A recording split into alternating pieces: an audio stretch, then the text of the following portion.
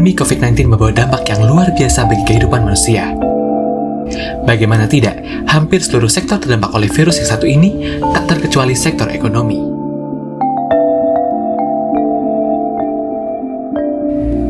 Pembatasan ruang gerak masyarakat memaksa dirumahkannya pegawai.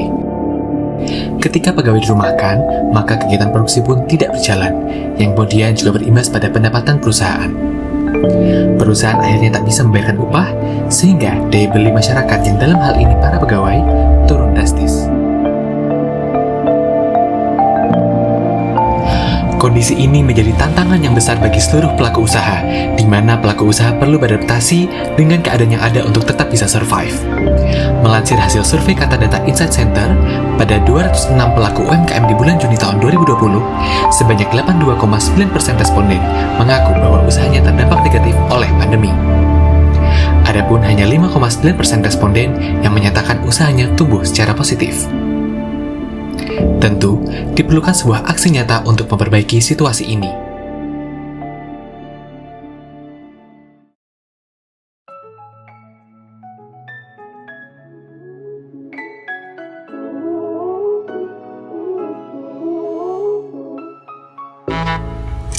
Pada tanggal 12 Juli 2021, Universitas Negeri Yogyakarta menerjunkan mahasiswanya dalam kuliah kerja nyata berbasis domisili yang diselenggarakan selama 2,5 bulan.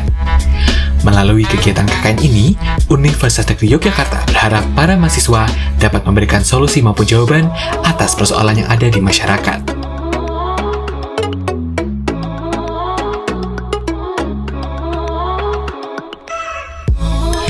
Dalam KKN Mandiri UNY 2021, saya mengadakan program bertajuk Mempromosikan Usaha Daerah dalam rangka pemulihan ekonomi pasca pandemi.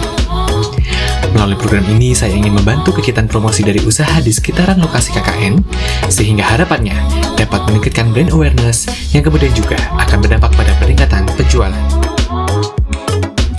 Setelah melakukan survei pada beberapa usaha, saya akhirnya berkesempatan untuk bekerja sama dengan 2 usaha, yakni Rumah Batik Intias dan Tiara Snack. Rumah Batik Intias merupakan produsen batik yang cukup dikenal oleh masyarakat Salatiga dan sekitarnya. Batik-batik yang dihasilkan oleh Rumah Batik Intias memiliki ciri khas dan keunikan tersendiri, di mana motif-motifnya selalu berbeda antar produk sehingga anti kembar dan tidak pasaran. Pada keadaan pandemi, tentu kebutuhan akan pangan lebih diutamakan daripada sandang. Oleh karena itu, perlu dibuat suatu konten yang dapat menjadi stimulus bagi calon konsumen untuk membeli pakaian.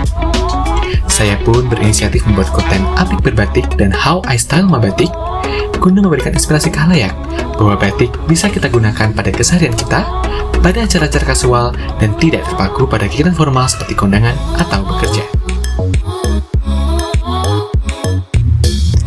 Adapun Tiara Snack merupakan UMKM yang menyediakan beragam jajanan tradisional.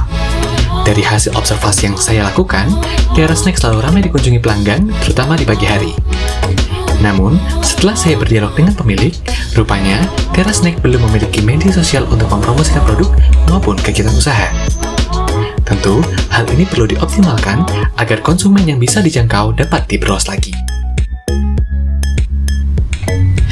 Kegiatan pada program ini dimulai dari menulis konten plan, tag video serta foto,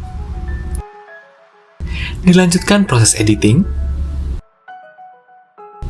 hingga akhirnya menghasilkan konten-konten seperti ini.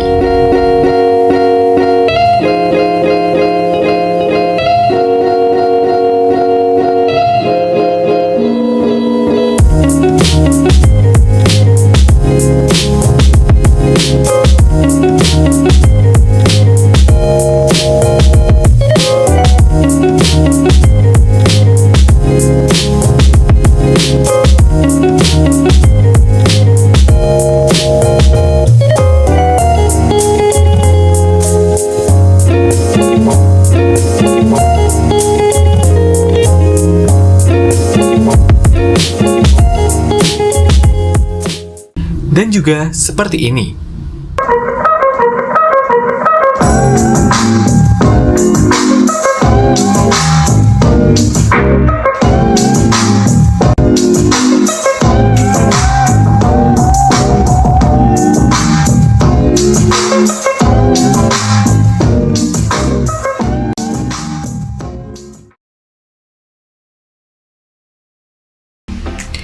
Konten-konten tadi telah dipublikasikan melalui Instagram saya pribadi, yakni @abizain.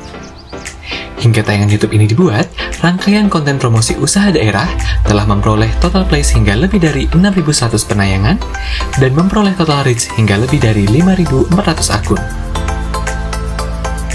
Tak hanya saya publikasikan sendiri, konten-konten ini juga saya serahkan kepada masing-masing pemilik usaha. Teman-teman dapat berkunjung ke Instagram @batikintias3 guna melihat konten yang saya buat untuk Rumah Batik Intias dan @tiarasnack untuk konten dari Tiara Snack.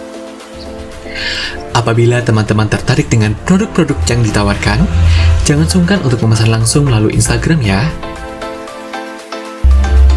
Melalui program ini, saya berharap Rumah Batik Intias serta Tiara Snack dapat terbantu kegiatan promosinya, sehingga dapat meningkat brand awareness-nya, dan kemudian meningkat pula konversi penjualannya. Saya juga berharap teman-teman yang menyaksikan video ini dapat terinspirasi, utamanya mengenai berbagi kepada sesama dengan kemampuan, pengetahuan, dan pengalaman yang kita miliki. It's not how much we give, but how much love we put into giving.